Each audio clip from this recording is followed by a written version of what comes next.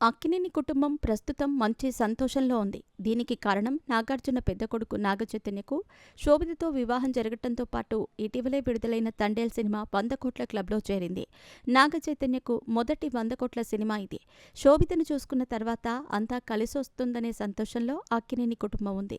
బిజీగా గడుపుతున్న లైఫ్ లో చిన్న బ్రేక్ తీసుకుని ఎంజాయ్ చేయాలి అనుకుంటున్నారా? అయితే వెంటనే ఆర్వే వెకేషన్స్ ప్రైవేట్ లిమిటెడ్ ని సంప్రదించండి. మరిన్ని డీటెయిల్స్ కోసం సంప్రదించండి 7997979960.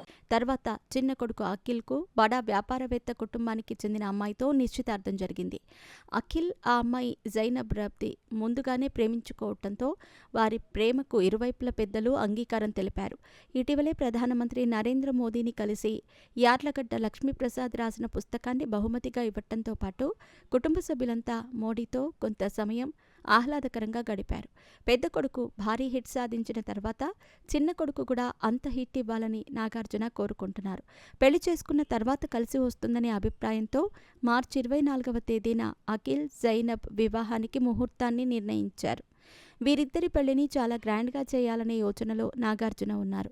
సినీ పరిశ్రమకు చెందిన ప్రముఖులు, రాజకీయ నేతలు, క్రికెటర్లు ఇలా తనకు పరిచయం ఉన్న ప్రతి సెలబ్రిటీని ఆహ్వానించి వివాహాన్ని నభూతో నా భవిష్యతి అన్న రీతిలో చేయాలని నాగార్జున సన్నాహాలు చేసుకుంటున్నారు.